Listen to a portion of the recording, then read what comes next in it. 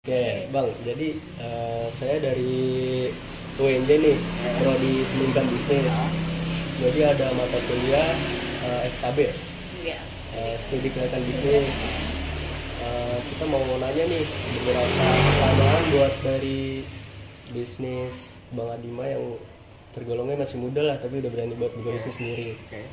Sebelumnya boleh kenalan dulu nggak nih namanya siapa? Nama saya Ahmad Turut Irfan Adima, biasa dipanggil Adima. Saya merupakan juga lulusan S1 akuntansi di Sekolah Tinggi Ilmu Ekonomi Indonesia. Cuma saya tuh kayak pengen beda aja lah sama yang lain. Kalau yang lain kerja, kalau saya ngambil resiko untuk buka usaha. Kalau boleh tahu nih, ini tuh bisnis apa sih Bang? Boleh jelasin? Kita tuh kayak menjual cat kiloan gitu, cuma dalam bentuk kemasan kiloan. Sama aja pada kayak cat biasa, cuma kita bedanya dia di kemasannya aja kita kiloan. Kalau misalnya yang kalengan itu kan dia harus belinya 5 kilo, 25 kilo. Kalau kita bisa dari sekilo, 2 kilo. Tapi kualitas udah alhamdulillah tuh udah kayak setara yang cat-cat yang bagus lah. Dengan harga yang lebih murah ya? Lebih murah juga. Iya, tadi kan udah kenalan nih sama yang punya nih sekarang. Sekarang kita boleh lah kenalan dulu biar karena kan tak kenal maka tak. Nama saya Aldo Ranti Jadi. Dari panggilannya Aldo.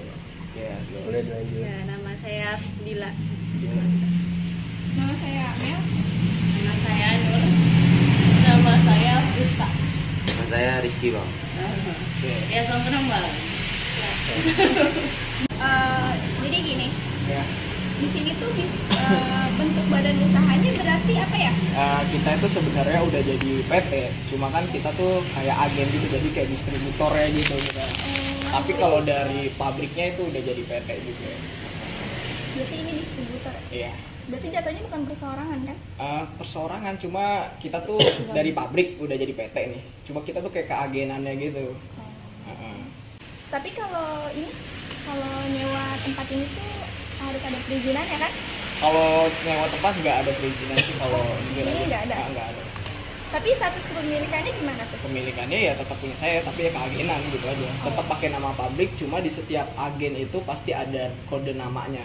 Kayak ini misalnya kayak saya nih, Tarumajaya Adima. Cuma nama aja dong. Lanjut ke ini tentang aspek teknik. Yang pertama, kalau proses produksi dari pembuatan cat ini tuh gimana ya? Jujur kalau misalnya proses itu kan udah dari pabriknya, Iya. jadi kan kita udah nerima kayak gini. Cuma ya pasti ada aja kayak mesin pengaduknya segala macam. Cuma kalau misalnya udah di kita ya kita udah dapat kemasannya kayak gini langsung. Oh, berarti datang ke sini tuh udah dalam Udah bentuk kayak gini. udah rapi semua. Jadi jatuhnya ya di sini cuma tinggal ngejualinnya aja. Sebenarnya bisa kalau dari pabrik, misalnya saya ini nggak pengennya ngiloin sendiri. Tapi ya pasti yang pertama kotor, terus ribet kan. Jadi kalau misalnya dari pabrik kan udah rapi, jadi udah aman lah, langsung tinggal Butuh jual. waktu yang berarti. Betul. Capek juga sih. Terus, nah kan nih produk yang Mas jual ini kira-kira keunggulannya tersendiri dari produk ini tuh apa? Keunggulannya, kalau misalnya ngomongin keunggulan ya, kita udah pasti, saya percaya diri sih kalau misalnya keunggulannya dari cat kiloan lain. Yang pertama, kalau kita nih produk kita dari yang harga yang paling murah sampai yang paling mahal itu kita udah nggak ada yang nempel di baju, nggak berkapur, dipegang udah nggak luntur. Dan yang tipe gloss ini udah bisa buat untuk besi segala macam. Dan yang pastinya juga kita ada logonya sendiri kayak gini. Kalau misalnya cat kiloan yang lain itu nggak ada. Jadi cat kiloan yang lain tuh maksudnya mereka merek cat-cat biasa kayak apa ya? Cat Kebanyakan mereka belum jadi pabrik, jadi masih ngolahnya sendiri gitu. Kalau kita udah jadi pabrik, udah resminya lah, udah ada kayak gitu. Terus dari lokasi yang Mas pilih nih, kira-kira di lokasi ini tuh menurut Mas strategis dan menguntungkan banget gak sih? Strategis. Gimana? Karena yang pertama banyak pemukiman, yang kedua saya emang ngincer di user kayak rumah subsidi gitu. Jadi saya tuh ngincernya rumah-rumah subsidi karena rumah subsidi itu nggak bakal bertahan lama cat temboknya. Dia paling 1 tahun pasti langsung ganti. Sama yang terakhir, kapasitas dari produksi yang Mas jual ini produknya gimana? Itu yang tadi. Itu yang tadi diganti. Gitu ya. Dia kita ngejualnya sih kurang lebih sampai 2 ton sih, 2000 kilo. Itu per berapa? Per itu 2 bulan lah. Oh, 2 bulan. 2 bulan. Lumayan ya? Alhamdulillah. Sebenarnya tuh siapa sih yang jadi target konsumen di sini gitu, selain dari yang rumah-rumah subsidi tadi? Nah, yang pertama sebenarnya nggak rumah subsidi juga ya. Kita mau rumah klasteran juga ya bisa aja. Cuma ya namanya cat kiloan pasti kan pertama dipandang sebelah mata. Pintar-pintarnya kita ngomong, kita iklanin marketing. Sebenarnya targetnya ya sebenarnya biasa-biasa aja, rumah-rumah biasa aja. Cuma emang dia setiap tahun kan juga pasti kan rumah itu pasti dicat ulang iya. segala macam. Ada renovasi. Iya. Terus kalau dari penjualan nih, dalam setahun terakhir ini ada nggak sih kayak kenaikan atau penurunan nih? Alhamdulillahnya selalu naik. Alhamdulillah. Cuma keunggulannya juga sebenarnya ya Nan gini Nan. Saya tuh kan ngejual cat ini ya. Waktu Covid segala macem kan harusnya kita turun. Alhamdulillah kita naik karena orang-orang mungkin nggak ada kerjaannya di rumah jadi kayak ngecat segala macam gitu. Gabut. Malah kita di Covid itu malah kita penjualannya alhamdulillah malah meningkat gitu. Berarti di saat yang lain lagi nurun, ini malah naik gitu. Alhamdulillahnya. Nah itu kalau dari Nazar Pen sendiri tuh ada nggak sih kayak perkembangan dari segi produknya gitu dari tahun ke tahun? Selalu ada lah, pasti selalu ada koreksinya gitu sih. Kayak misalnya terdapat warna yang misalnya tuh di sampelnya misalnya kayak gitu, tapi dia tuh warnanya malah nggak begitu ya pasti dikomplain dan pasti dibilangin juga. Jadi dia buat kesadaran pabriknya juga, berarti nih pabrik nih barangnya nih di ini lagi apa sih namanya, koreksi lagi Revisi gitu lah lah, ya. revisi. Terus kalau untuk di sini sendiri persaingan dari Nazar Pen itu apa aja sih? Kompetitornya ya pasti cat kiloan lain yang pertama. Kalau untuk material itu nggak terlalu sih, soalnya material itu dia ngejualnya barang yang catnya yang 5 kilo, yang 25 kilo. Tapi kalau emang kompetitor aslinya ya pasti ya cat kiloan beda merek aja sih gitu aja. Tapi banyak di sini. Oh banyak, di sini ada 3. Ada Tapi 3. jaraknya jauh kan? 500 meter kalau misalnya nanti Anan lewat situ pasti ada juga di sebelah kiri dia. Cuma kita nggak terlalu takut sih soalnya kita mengedepankan kualitas kan. Kemarin juga kan saya nyoba untuk beli punya dia iya. juga untuk ngecat ini segala macam. Ya emang keunggulannya yang pertama dia cuma wangi banget ya kayak sabun. Cuma kalau misalnya diginiin ya dia rada nempel gitu sih. Udah, Finansial? lanjut. Lanjutnya ke aspek finansial. Boleh. Kira-kira nih buat buka usaha kayak gini tuh modalnya berapa? Modal barang dan aksesoris itu sekitar bisa 20 juta. Itu paling minimal. Itu minimal 20 juta tapi saya jujur aja saya sih 25 juta yang midnya aja lah, yang tengah-tengahnya bisa juga sebenarnya 30 juta. Itu terserah kitanya aja, ada duitnya, ada rezekinya berapa ya gitu. Tapi itu belum termasuk sama tempat Belum. usahanya. Kalau tempat usahanya beda sendiri. Kalau kita untuk cat kiloan lebih ngerekomendasiinnya itu yang di bawah 20 juta. Jadi kalau misalnya di atas 20 juta tuh enggak, menurut saya kurang efektif. Tapi kalau boleh tahu tuh modal usahanya dapat dari uang sendiri apa? Oh jujur aja kalau misalnya usaha itu pertama dari saya. Kebetulan saya punya partner kan, jadi cuma ya dia sekitar dia 30%-nya, saya 70%. Berarti kebanyakan dari uang pribadi ya. Pribadi. Kalau misalkan nih kan udah dari modal, kayak biaya tetap kan ini kayak ada karyawannya, terus kayak listrik, kayak transportasi untuk ngirim catnya itu biasanya per bulannya. Kalau karyawan yang di toko sebelah sih sekitar paling sebulan itu sampai 1,2 sampai 1,3 aja sih. Karena emang rata-rata yang untuk jaga toko itu segitu. Dan kita juga kerjaannya kan nyantai, kita nggak ngiloin segala macam, kita cuma duduk kalau ada yang beli yang layanin, udah gitu aja. Kalau misalnya listrik segala macam ya paling sebulannya itu antara 100.000 lah. 100.000 doang. Karena nggak dipakai apapun untuk Lampu doang. Lampu doang sama paling ngecas, kipas. Terus tadi apa? Kalau misalnya pengiriman barang. Iya. Kalau pengiriman barang itu jujur dari pabrik itu nggak ada kena apa-apa. Cuma misalnya nih saya belanja nih, misal ya 22 ember. 22 ember itu dikali 2.000 aja. Jadi 44.000 itu untuk biaya pribadi untuk supirnya malah. Udah Belum itu termasuk bensinnya berarti. Enggak, kita nggak ada kayak gitu-gitu langsung cuma 44.000 berarti untuk supirnya aja langsung gitu.